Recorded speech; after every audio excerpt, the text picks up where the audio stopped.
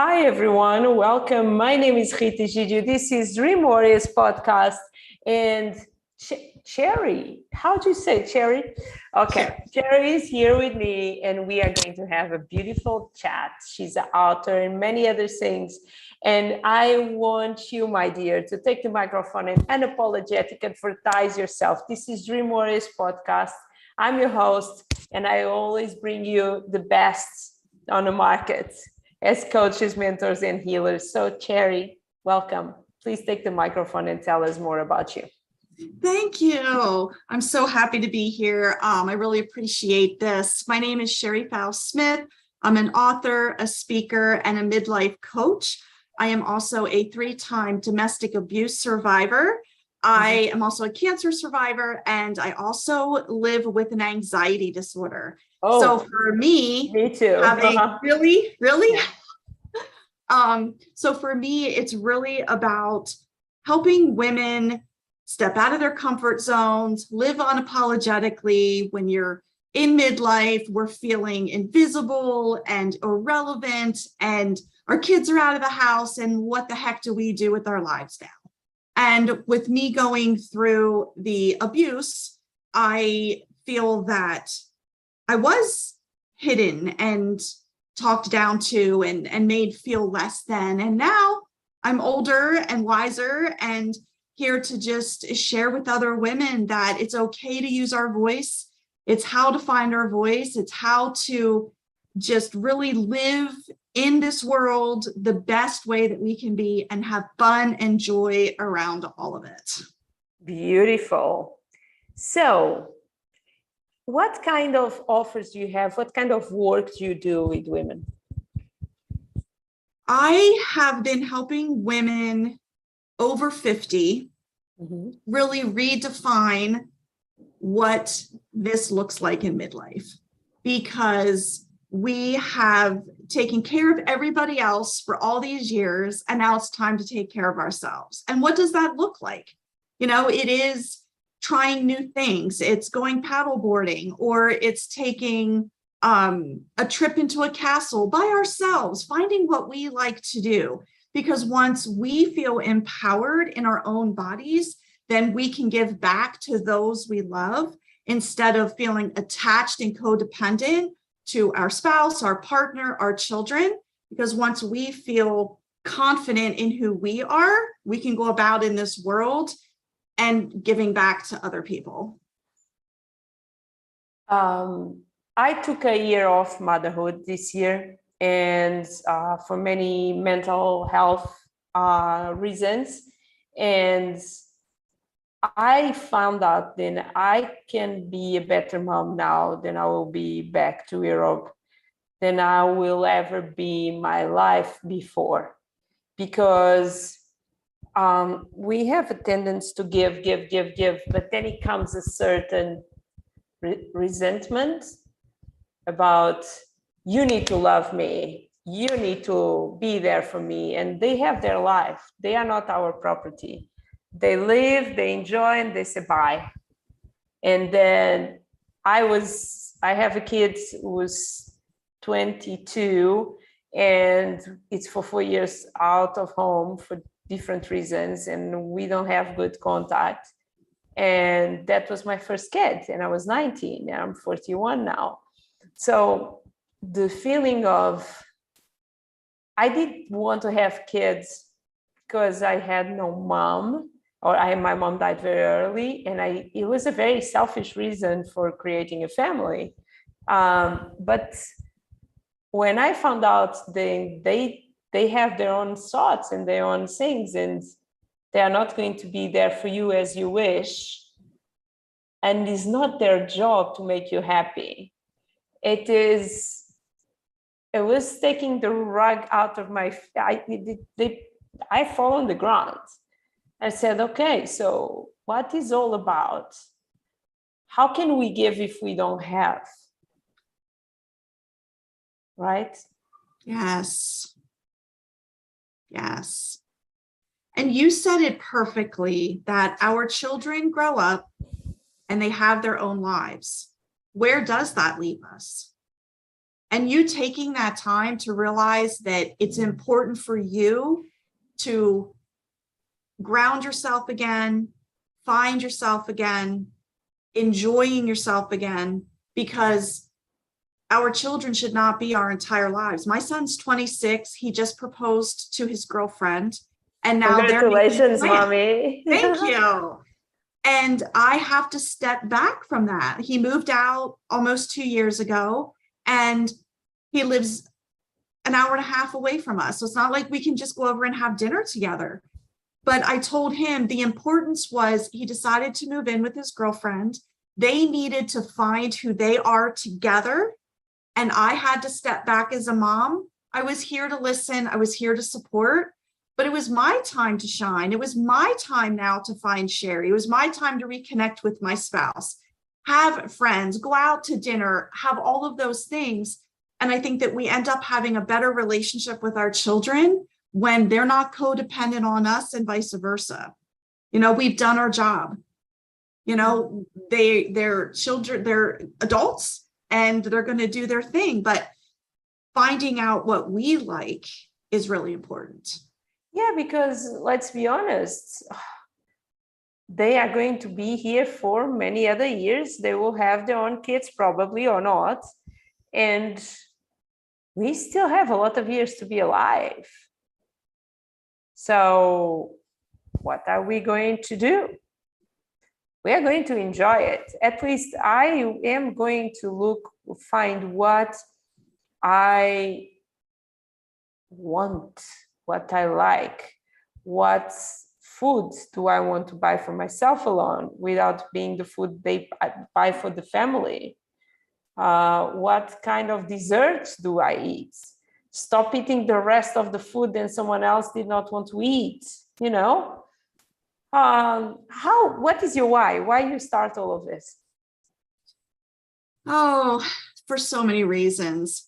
First of all, I love empowering other women to be the best that they can be. And because of what I've been through in the past, I have seen women who have struggled with being in abusive relationships, who are now survivors and still struggling.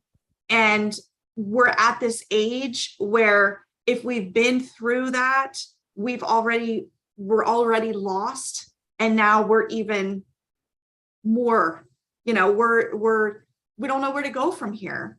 And so I started seeing my friends struggling with relationships and their children and who they are. And I was like, you know what? I've been through this. I'm healed from this, and I want to give back and help other women to see that they're important. We're not irrelevant. We're not invisible. We deserve to be seen and heard. And it's that part of our life that we've got plenty, like you said, we got plenty of years to live. So that's my why. I just am really wanting to show other women that they can be who they want to be, you know, and not sit back and in first place they need to find what they want to be. Yes. That alone, I feel that is more difficult than to find how. I always like this quote about taking ownership about the result before you have any clue how to get the result. Knowing what kind of woman I want to be, how I want to dress, where I want to live, what I want to eat, what exercise I want to do, what friends I want to have, what books I want to read. You know, so many layers of interesting thing. And it feels like a very selfish thing to do.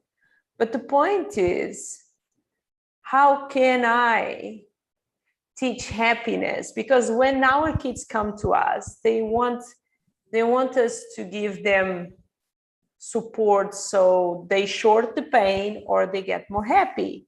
But how can we guide them on that if we are not there? Yeah. What kind of people do you work with?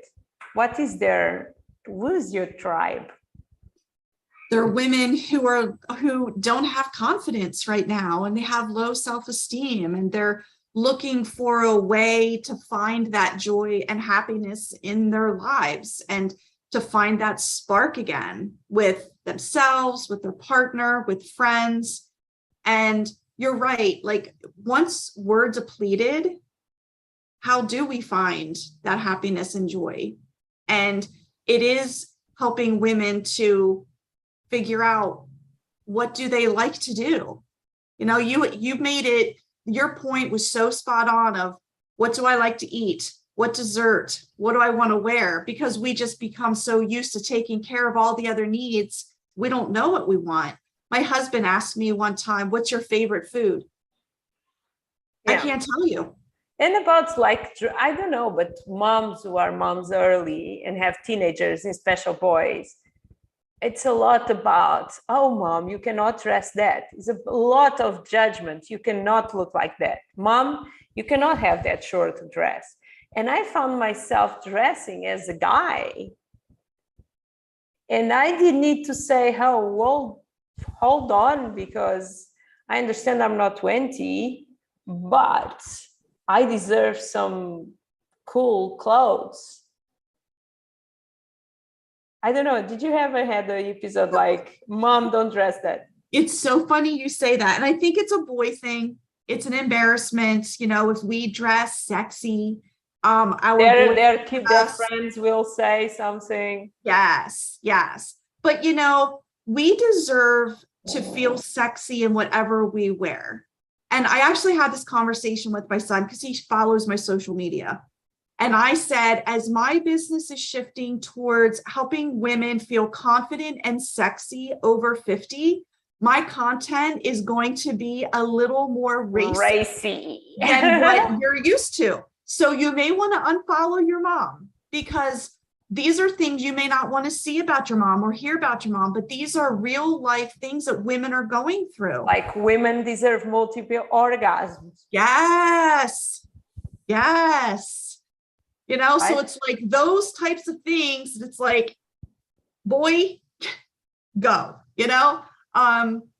So, and it is, you know, that is what my business is shifting more towards. It's the intimacy, it's exploring, it's finding what you desire and stop putting your desires and pleasure in front of others. Like, we deserve to have pleasure, and finding what that looks like, whether it's by ourselves or with our partner, and being confident and sexy and showing who we are. Like, that's okay. We should not feel like we have to wear sweatpants or over, you know, like those big baggy shirts, because we have female figures and we should be showing it off and we should feel good about that. And we should be looking for a boyfriend or a date or a friend, yes. or right?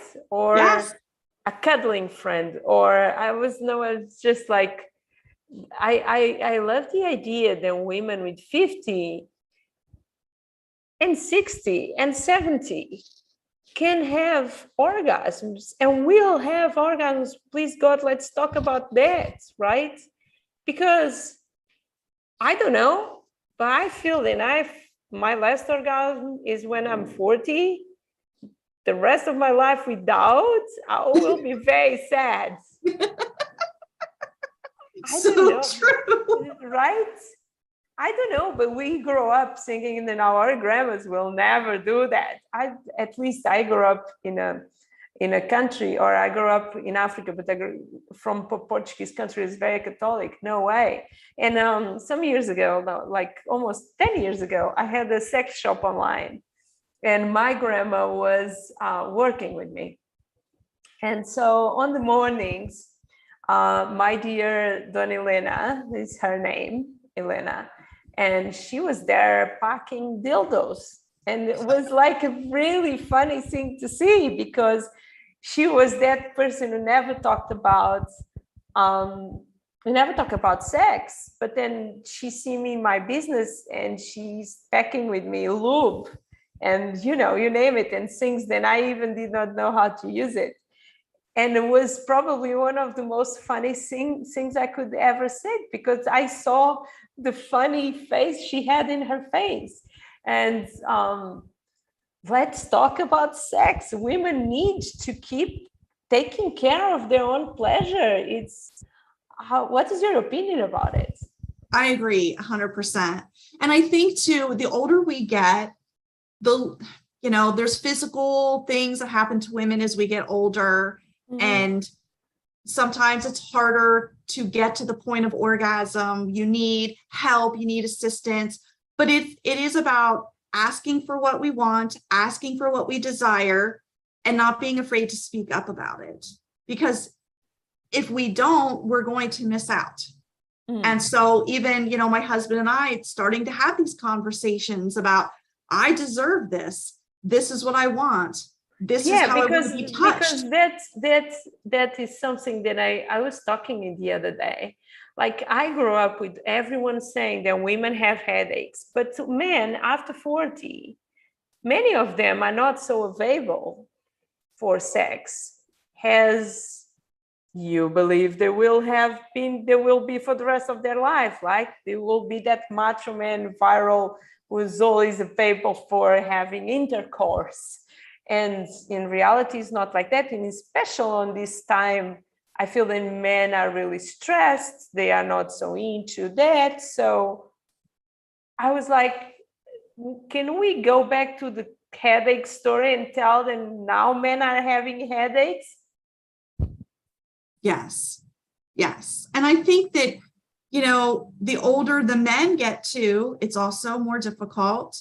So it is having those conversations and not being afraid to have those conversations. And that's part of, speaking up for these women and giving them the courage to actually say, this is what I want.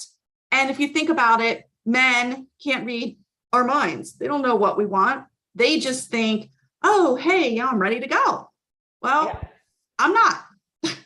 Start at 8 a.m., kiss my neck, give me a massage. At noon, make me lunch, 5 o'clock, rub my feet, get me in the mood. So at 8 o'clock at night, we can go to bed and have great sex, right?